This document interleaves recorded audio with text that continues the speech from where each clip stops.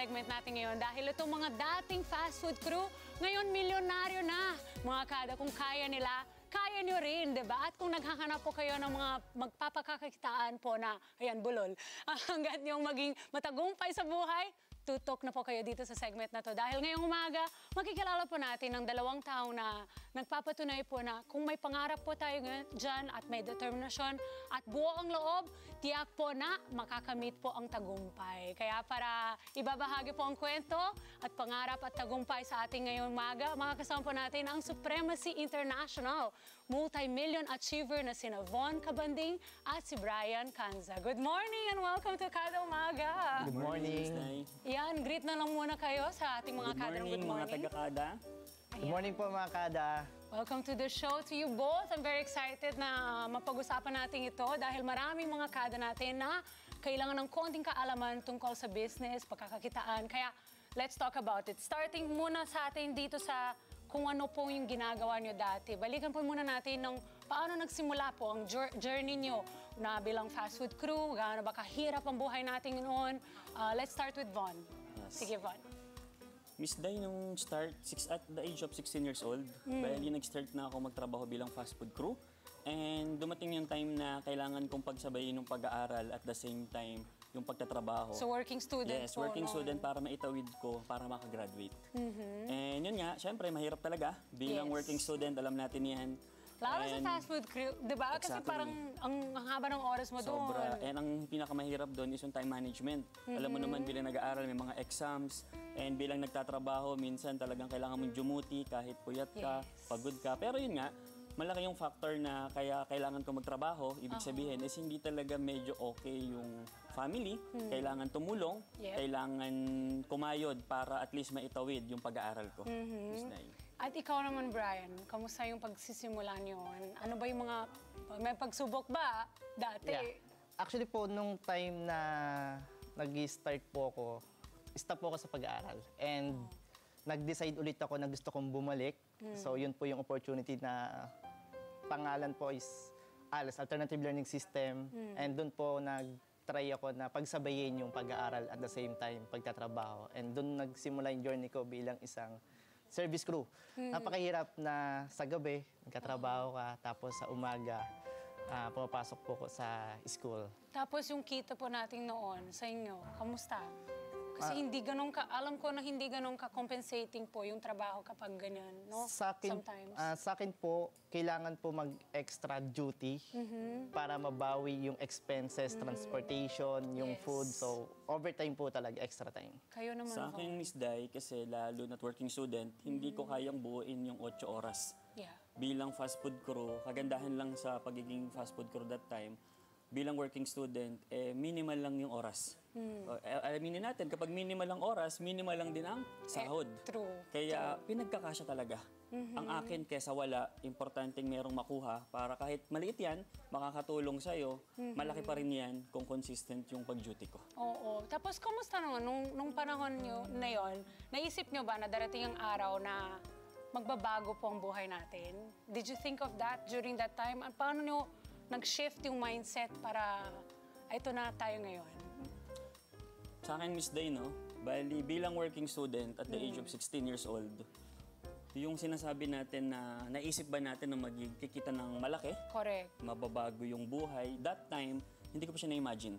Kasi parang malayo siya, no? Bukod sa malayo, Miss Day, parang bilang working student, ang goal ko lang that time makagraduate. At the same time, makagraduate, syempre makatulong sa family. Maliit man yan, pero alam mo naman sa ating mga pamilya sa mga Pilipino.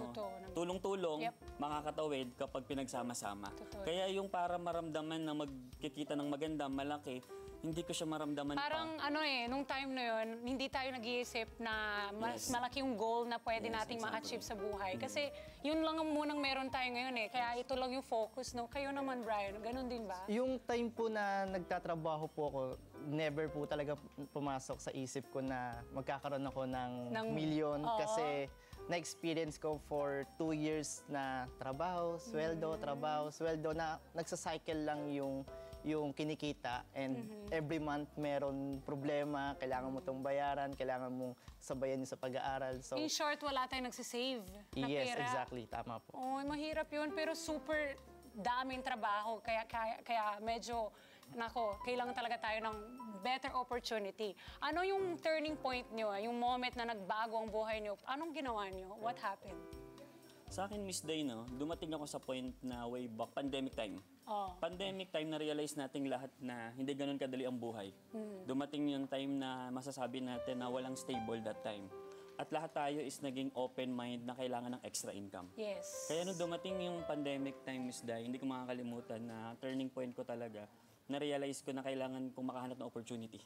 Makahanap ng opportunity na pwedeng makatulong sa existing kong ginagawa at doon ko po nakilala yung Supremacy International. Ang galing. Okay, pag-usapan natin din to. Pero Brian, paano naman sa'yo? What was the time and paano ka naman nabago ang buhay mo? Yung time po na nakilala ko, yung Supremacy International way back 2019, tandang-tanda ko po yun, meron po ako natindan na seminar. And ang pinag-uusapan, it's all about dreams. So since total experience bilang nagtatrabaho 4 years, and sabi ko sa 4 years, wala talagang nagbago. Ang dami ko pong naipon, payslip. Ano ba yan? So, good thing po yung speaker na nagtotalk na sabi ko, gusto ko kung ano yung present niya, ano yung na-experience niya, gusto ko ma-experience ko din. And yung sa last part po, bago siya matapos, sabi niya, if you want to become success, take a risk. So, January 12, 2019, naka-attend ako ng seminar about dreams yung topic. Sabi ko, gusto ko yan. January 13, Grabe. hindi na po ako nagtrabaho and ito na po ginawa ko, Supremacy. So ito na, dahil nga these are very good news para sa ating mga kada na nanonood ngayon at naghahanap din ng pagkakakitaan. Ano nga ba ang Supremacy International para alam ng mga kada natin? Ako alam ko na yon eh. By the way, mga kada, ginagamit ko na isa sa mga products nila. Kaya natutuwa ako, it helps my health. Kaya can you tell our kadas what Supremacy International is? Ang Supremacy International is isa siyang dropshipping business. At the same time, meron po kaming food franchise business.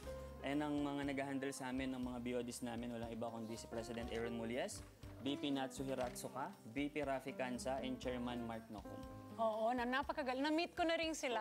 Napakagaling. Napaka-inspiring din ang story nila kung paano rin sila nagsimula. Kaya, alam mo, malapit ang puso ko dito sa inyo. Talaga, alam nyo na yan. Kasi nga nakikita ko yung kung gaano ka-genuine ang mga members at even yung mga owners, yung president natin, ang vice president natin, and our chairman, they really started from scratch din, di ba? Yes. Kaya ang ganda nito, kapag multi-level marketing or networking yung sinasabi nila, yung iba umiiwas kasi takot sila, di ba? Yung iba may stigma. Hindi nyo ba naisip yun o na-encounter nyo ba yung ganitong feeling? Kasi ang experience nyo ay sobrang ganda. At gusto ko na makikita ng mga kada natin na hindi lahat ay pagsubok. Diba? It's a part of the process, diba? Can you tell us? Actually, Miss Day, magiging honest ako. Before, ako mismo is yung feeling dyan sa multi-level marketing na nagpabago ng buhay namin ngayon, negative talaga. Nung una? Nung una. Why? Hindi dahil alam ko yung negosyo, hindi dahil na-experience ko, dahil marami ako naririnig. Oo. Maraming mga marites, Maraming nega. na experience nila Oo. na nagpasa-pasa at pag narinig mo yon bilang walang alam, wala kang choice, ganun na rin ang may isip mo. True. Kaso nga lang, Miss Day, bilang bata pa lang, mulat na sa reality ng buhay. Para sa akin, pag nakakita ko ng opportunity at legal, moral at ethical, Yeah. walang masama na subukan. Yes, di ba? Dapat i-try muna bago sabihin na hindi kaya or ayaw nyo or narinig nyo sa ibang tao. Ikaw naman, Brian, may ganun kang feeling or minsan nararanasan mo pa rin yan sa ibang tao. Actually, yun po yung naging number one na struggle ko nung time na nagsisimula ako. Kasi nung time na gusto ko nang i-offer yung opportunity, Sa ipakita iba. yung beauty ng Supremacy International. Yung mga taong unang kala ko maniniwala, like yung mga family ko, mga kaibigan ko, mga ka-workmate ko, sila pa po yung unang mga nang-reject sa akin. Pero Usually ganon. Bakit kaya? yun po. So, Diba? sabi nga po namin, if hindi mo kaya siyang i-handle, Oh. mabilis kang panghihinaan, mawawala yung lakas ng loob mo. Pero good thing po, dahil sa company po namin, Supremacy International, meron po siyang mga training through personal development. And a good thing, meron po kaming support system na dahil doon na-overcome po namin lahat yun. Tsaka ang ganda kasi one of the things that I learned from this kind of business, especially nung, yun nga, sinasabi ko, I'm a consumer of the Ashes Supreme, one of your your products, Yes. diba? Na tumutulong talaga yan sa aking health. What I learned is, wala naman mali kapag may offer ka sa iba. You just have to really, kasi kailangan nila malaman na nandun na yung stigma, nandun na yung idea na baka scam to, baka networking, ganyan. Nandun na yon yung idea na yon. The only thing that you can hear is yes or no. So just Yes, try, di ba? try. Hindi ba ganun naman talaga sa lahat ng ibebenta mo? Lahat ng bagay na ibebenta mo, may mga tao na mag-no. May mga tao na mag-yes. Kaya huwag mag-give up kasi meron tayong real proof na talagang gumagana po itong trabaho na to at binibigay ng bagong buhay sa maraming tao. Sa ngayon, marami na po yung mga members nyo? Yes Kasi I po, see you yes. guys all the time sa mga photos ng Supremacy.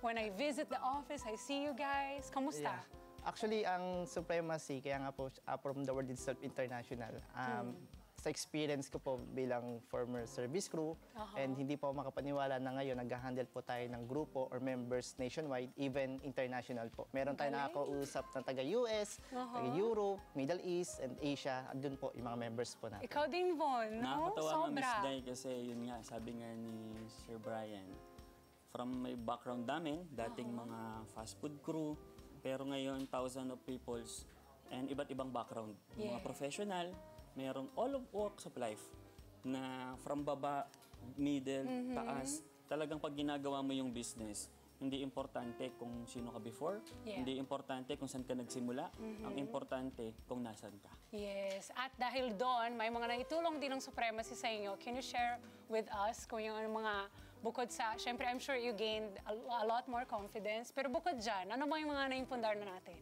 para ma-inspire natin ang mga kada? Actually sa akin, Miss Day, no, talagang ang inuna ko is mahilig talaga ako sa mga sasakyan. Ayun na. Sasakyan kasi... Very good.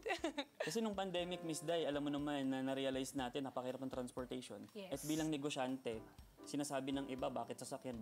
Pero naniniwala ako na bilang negosyante, needs na siya eh. Yeah. Na kailangan mo ng service. Essential din yun. Essential na siya. Correct. Ayun nga, Miss Day, actually, nakalimang sasakyan na ako. Wow. Kay Supremacy International. And nakakatuwa kasi yung mga travel.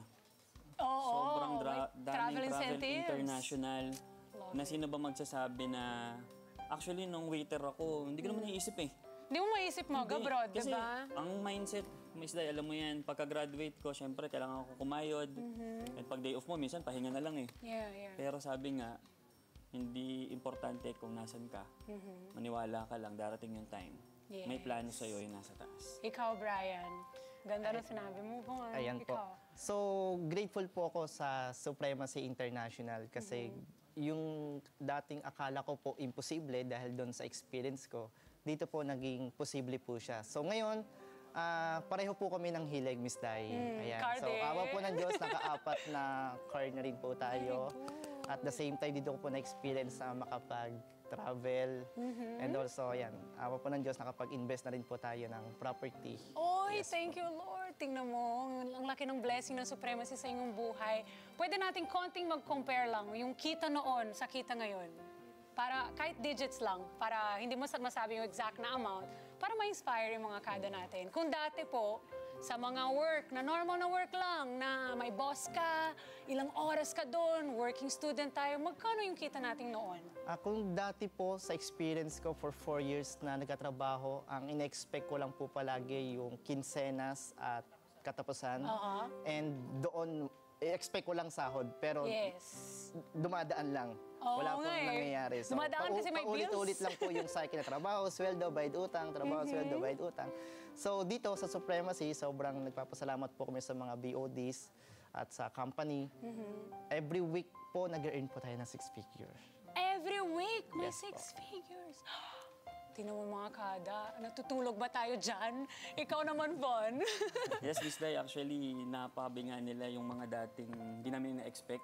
Yun talagang medyo imposible na never mo ma-imagine eh. Yeah. Kasi sabi nga bilang waiter, bilang working student, hindi mo naman may imagine yung mga ganun.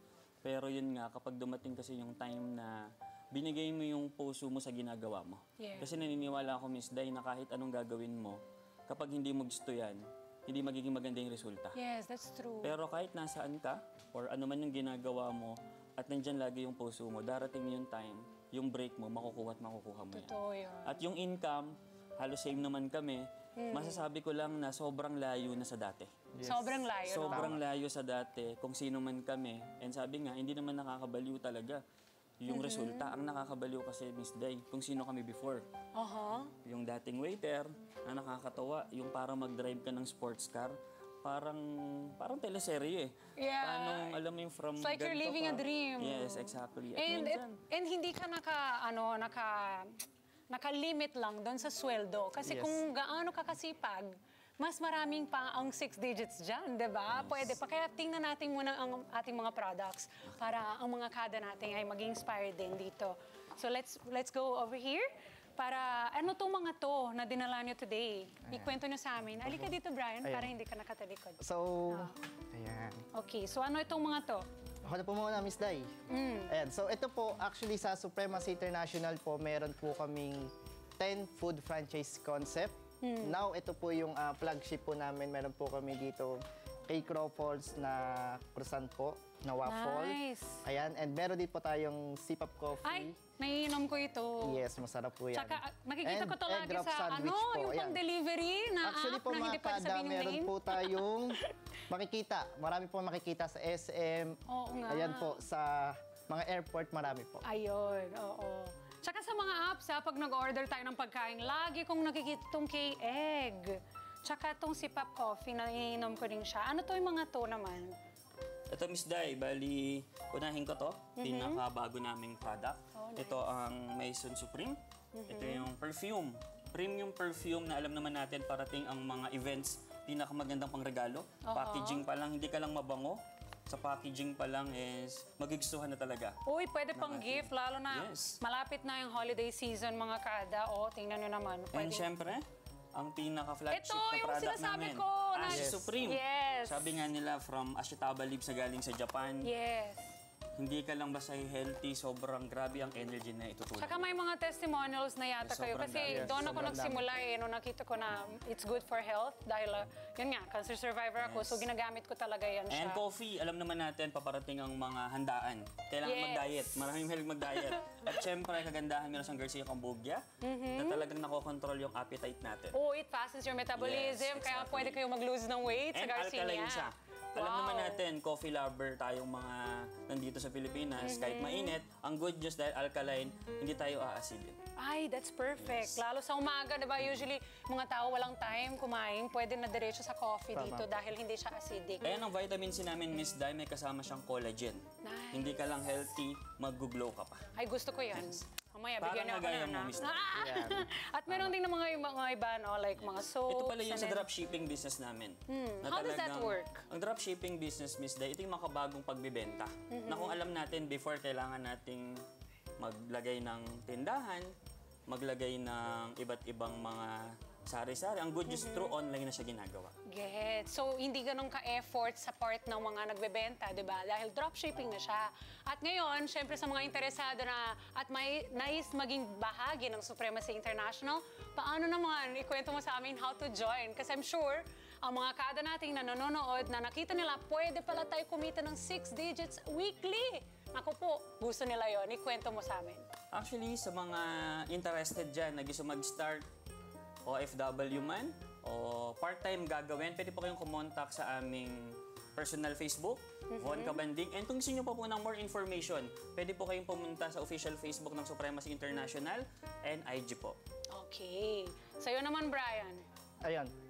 Sa Supremacy International po, meron po kami kinakonduct na mga orientation. So, ito po, meron po kami face-to-face sa main office po namin, West Avenue. And meron din po kami kinakonduct na online webinar na kahit po nasa malayo kayo, international man yan, Visayas, Mindanao man yan, pwedeng-pwede po kayo makaten. And para po malaman nyo, Yung buong details, pwede niyo po message Brian Canza po sa Facebook. Yun. So, don't forget, Brian Caz and Von Cabanding, guys, para i-message nyo sila, nandoon naman din sila. If you go to Supremacy International on all social media pages, Facebook, website, makikita nyo rin po ang mukha nila dyan. Dahil nga, sila yung isa sa mga pinaka-successful nating na members, di ba? At nandoon din si Ma'am Natsu and Sir Aaron and Mark na they're present today on stage here with us. Ayun. And of course, we want to thank them for being here on the show. At of course, ang kwento ni Von at Brian po ay patunay na walang maliit na simula sa taong may malaking pangarap. Tandaan mga kada, ang tagumpay at oportunidad ay hindi lang para sa ilang lamang, kundi para sa lahat ng handang kumilos at maniwala sa sarili. Katulad nila. Diba mga kada, stay tuned lang kayo dyan at magpayaman din kayo sa Supremacy. Let's get together, Sunnet 25. Sunnet 25.